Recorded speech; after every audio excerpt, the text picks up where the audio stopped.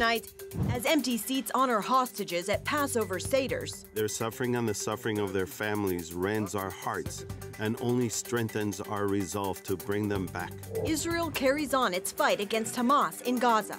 And opening statements get underway in the historic hush money trial for former President Donald Trump.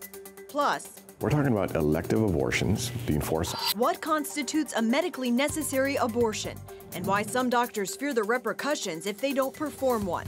All this and more tonight on Faith Nation.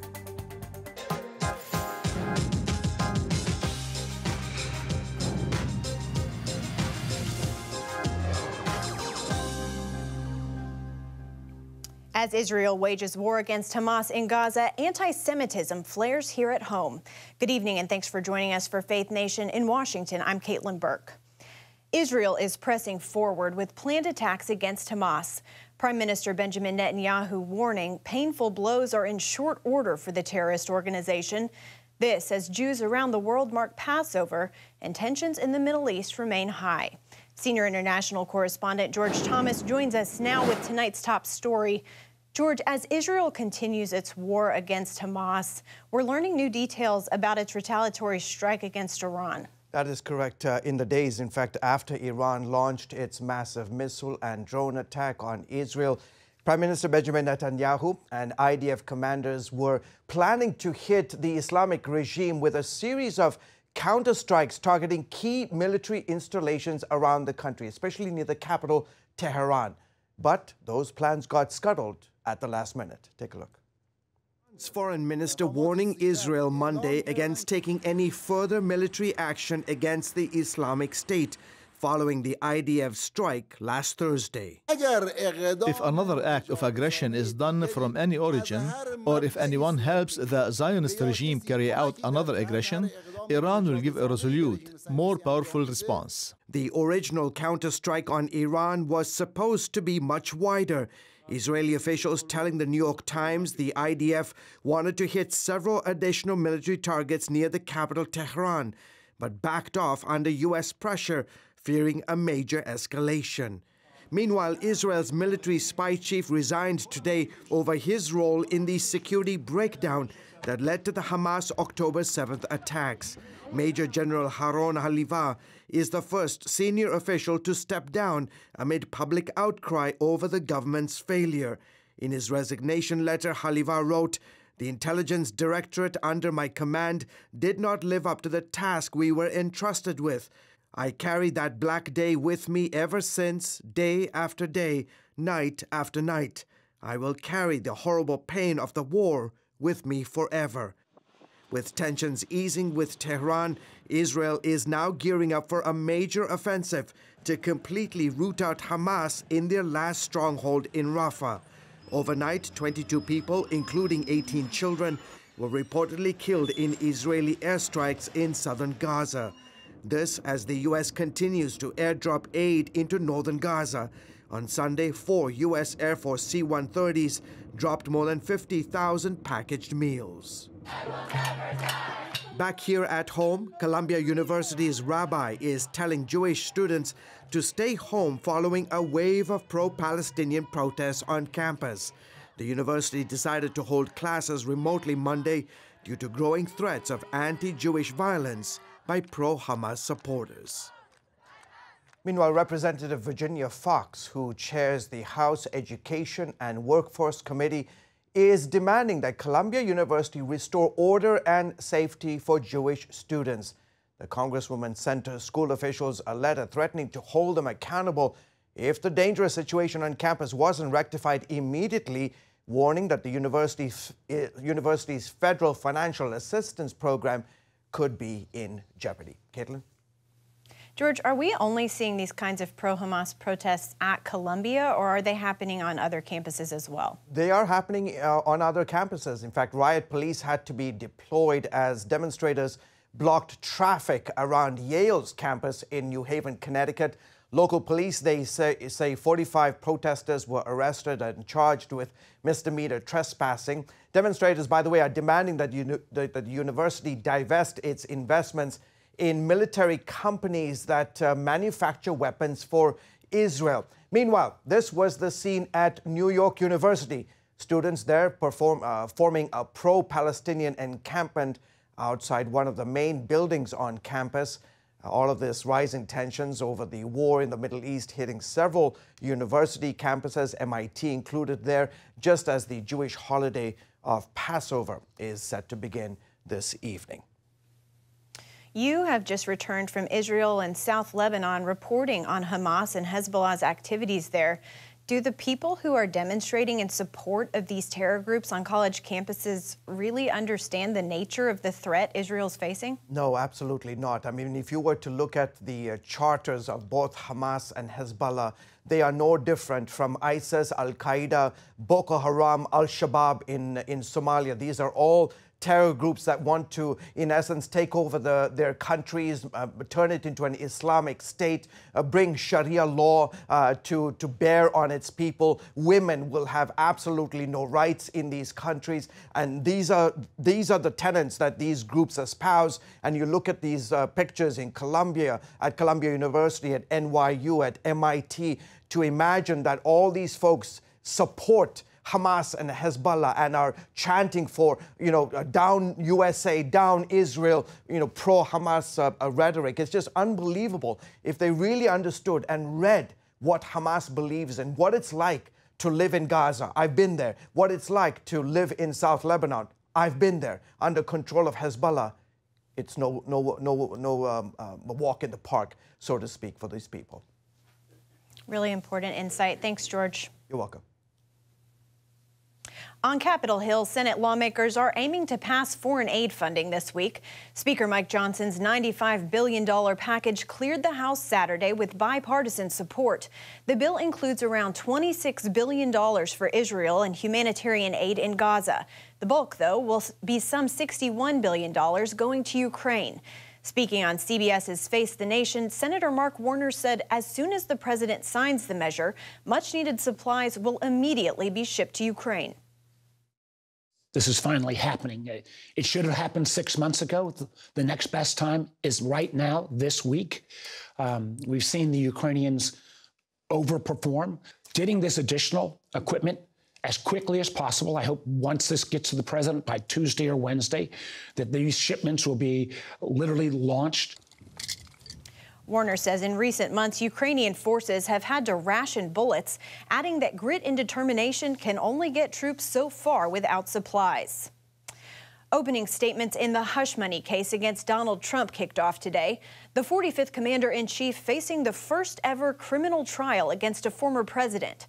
For 40 minutes this morning, the prosecution laid out their case, claiming Trump orchestrated a campaign to silence potentially damning stories during his 2016 presidential campaign.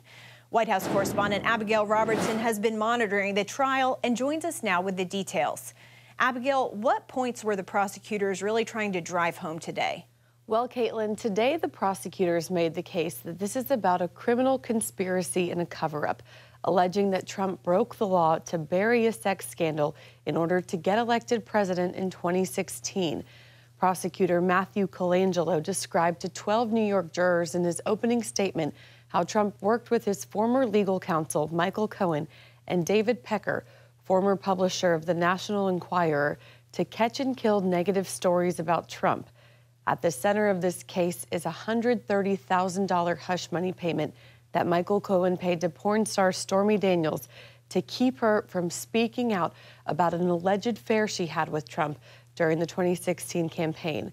Prosecutors claim Trump reimbursed Cohen for the payment and then falsified business records to conceal it. Trump spoke to reporters as he left the courthouse today and claimed the case is a Biden witch hunt to keep him off the campaign trail. They take this payment and they call it a legal expense, and you heard it today for the first time. This is what I got indicted over. This is what took me off and takes me off the campaign trail, because I should be in Georgia now. I should be in Florida now. I should be in a lot of different places right now campaigning, and I'm sitting here. And this will go on for a long time. It's very unfair. The judge is conflicted, as you know. It's very unfair what's going on. And I should be allowed to campaign. David Pecker was the first witness called today and spoke about how his tabloid paid for stories, but he only testified for a few minutes before the court adjourned. He is expected to resume his testimony tomorrow, and Michael Cohen is also expected to be another central witness as the case continues. Trump's lawyers have questioned Cohen's credibility and claim President Trump is innocent and did not commit any crimes. The New York court system says now that arguments are underway, the trial should last about 6 to 8 weeks. Caitlin? Thanks, Abigail. As Trump attends his trial in New York, his 2024 presidential campaign continues. The latest on the race for the White House when Faith Nation returns. The presidential election is less than 7 months away, but Americans don't seem too excited. A new NBC poll finds only 64% of voters say they are very interested in the election. That's a nearly two-decade low. Meanwhile, President Biden and former President Donald Trump are locked in a head-to-head race for the White House. 44% support Biden and 46% support Trump.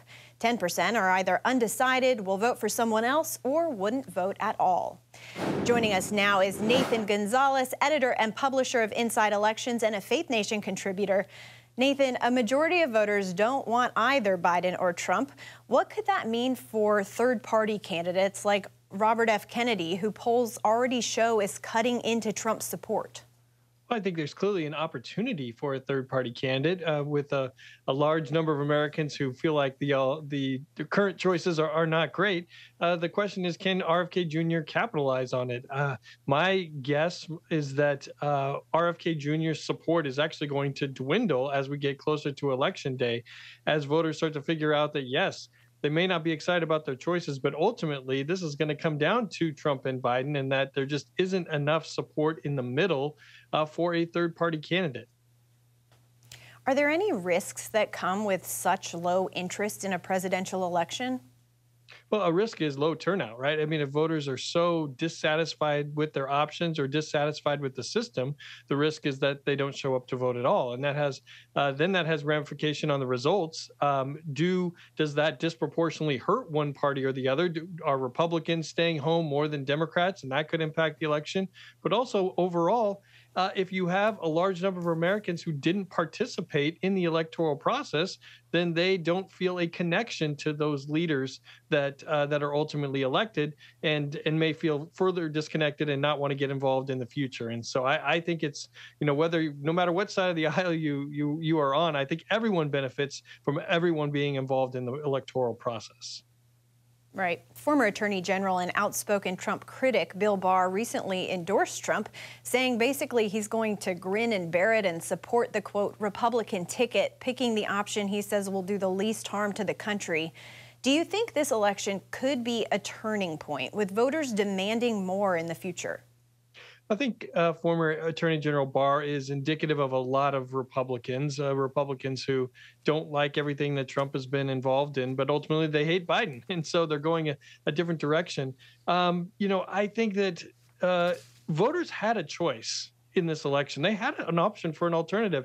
I think with President Biden, there really wasn't a primary. We typically don't have primaries against sitting presidents, but Republicans had multiple alternatives to Trump, and they chose Trump, right? And so they clearly are willing to push the things aside that they don't like. They still think he's the messenger, but this election, they had options and they chose to stick with the same person. Very true.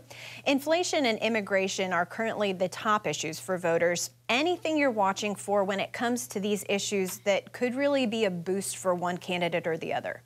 I think more than specific economic numbers or more than specific numbers about how many people have crossed the border, it's about how voters feel about these issues. And right now, Trump has more voters. Voters are more confident in Trump's ability to handle inflation and immigration in the southern border compared to President Biden. Now, we still have 6 months left before the election. Does that change? Can Democrats show that they are working on some southern border issues? Can they show that Republicans have shown no interest in working on the southern border because they want to lay the blame on President Biden? And with inflation, President Biden's in a tough spot. I don't know that that the cost of living, the cost of groceries is going to get dramatically better. And so I think he better hope that voters are looking at a broad broad range of issues, including what President Trump and what Republicans might do if they get more power and come into office. Because if it's just about inflation, I think Biden's going to lose this election. All right, Nathan Gonzalez, thanks so much for coming on. No problem. Good to see you. A Texas case takes on abortions deemed medically necessary. Why some doctors fear they could face blowback for refusing to perform the procedure when we come back. Welcome back. Today, the Supreme Court heard arguments in the biggest homelessness case in decades. The question, is it cruel and unusual punishment to ban a homeless person from sleeping outside when they have nowhere else to go? The case centers on the Oregon town of Grants Pass, where anyone caught sleeping with as little as a blanket outside could face fines or jail time. The city says it must crack down on crime and health issues that come with public camping. Critics argue the law criminalizes homelessness itself, a notion with which Justice Jackson seemed to agree. What I'm concerned about from your argument is the suggestion, you call it conduct, I appreciate that, but what we have happening in operation is that people who are able to afford doing this thing that's a basic human need privately are okay. They're not punished for it, but people who don't have any other option or opportunity except for to do it in public are the ones who are being targeted by this statute. The stakes are high in this case as more cities wrestle with the issue. In 2023, more than 650,000 people were reported homeless. That's a 12% rise from the year before. The Supreme Court is expected to rule on this case by the end of June. Also on the docket this week, the Supreme Court will consider whether the federal government can require emergency room doctors to perform abortions. The question centers on what constitutes a medical emergency when it comes to performing the procedure. Charlene Aaron explains why a lack of clarity concerns both women and doctors, including some in the pro-life community. The Emergency Medical Treatment and Active Labor Act requires hospital emergency rooms to provide medical care and stabilization for all patients. The White House wants that measure to include abortion access, even in states where the procedure is banned.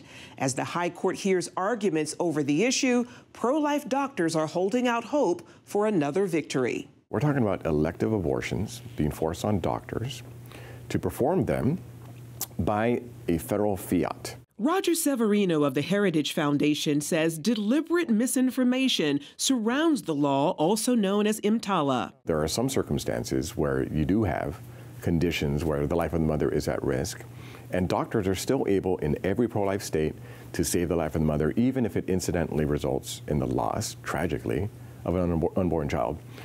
That's not what we're talking about here. Under the law, hospitals that receive Medicare funds must provide emergency medical care. The Justice Department argues abortions can fall under emergency medical care, so healthcare providers should perform them. Earlier this year, a federal appeals court ruled Texas doctors aren't obligated to perform abortions under the law. The ruling followed numerous lawsuits from women who live in Texas, Tennessee, and Idaho, saying due to their state's bans, they were denied abortions despite having dangerous pregnancy complications. The state doesn't care about the lives of their constituents. Last summer in a Texas courtroom, women testified the state's abortion ban put their lives at risk. I had just been given the worst news of my life, and I was terrified. 18 weeks into her pregnancy, Amanda Zarowski's water broke. After developing sepsis, she says she nearly died. While a number of states with abortion bans allow for exceptions if the mother's life is in danger, many experts say it's not clear when those exceptions can be applied. Dr. Susan Bain, board member of the American Association of Pro-Life Obstetricians and Gynecologists, told CBN News clarification is vital. I do think that physicians, other healthcare practitioners, it is the responsibility of hospital systems, the legal system, to make sure that doctors and healthcare practitioners really understand the law, because we're not attorneys. Severino argues that abortion activists are using the issue to spread fear among pregnant women with health challenges. It's politically convenient for the left that is very pro-abortion to try to scare people. there are so many instances of pro-life doctors who are out there saying, look, we do this all the time, we're OBGYNs, we know the tough cases. The most common ones we see, I already talked about preterm rupture of membranes, but also hemorrhage, and then high blood pressure that's severe enough, something called preeclampsia or eclampsia. When we intervene for medical emergencies, we can do it without an abortion. We can separate the mom and the baby, but our intention is to hopefully have two living individuals when we're done. Bain adds, today's politically charged environment also makes decisions challenging for any doctor. We've really seen a movement in our profession of OBGYN to where instead of doing our jobs of taking care of both, the answer to any risk factor is, well, go ahead and have an induced abortion and just eliminate the risk factor. And I'm like, time out. Severino points out training is now required for many med students. This is a sad thing. Now we see this in medical schools, where the accrediting bodies are saying you have to train in abortion to get a medical license. So students are being forced to assist in these abortions. They're trying to move it instead of a opt-in as an opt-out to pressure medical students to do abortions when the overwhelming majority of the profession, they went into medicine to save lives, not to end lives. Meanwhile, Severino says if doctors are forced to violate their consciences by performing abortions, many of them will quit practicing medicine altogether. Charlene Aaron, CBN News. Finally tonight, today marks the 54th annual Earth Day, a day meant to bring awareness to environmental causes and the importance of conserving biodiversity. To mark the occasion, elementary school students weighed in on what it means to take care of our planet. I would clean up all of the dirty stuff. I would stop pollution. I would recycle. Pick up the litter off the streets. It's everywhere. Good advice. This year's Earth Day theme of Planet versus Plastics hopes to reduce plastics by 60% by 2040. That's going to do it for Faith Nation tonight. We will see you tomorrow.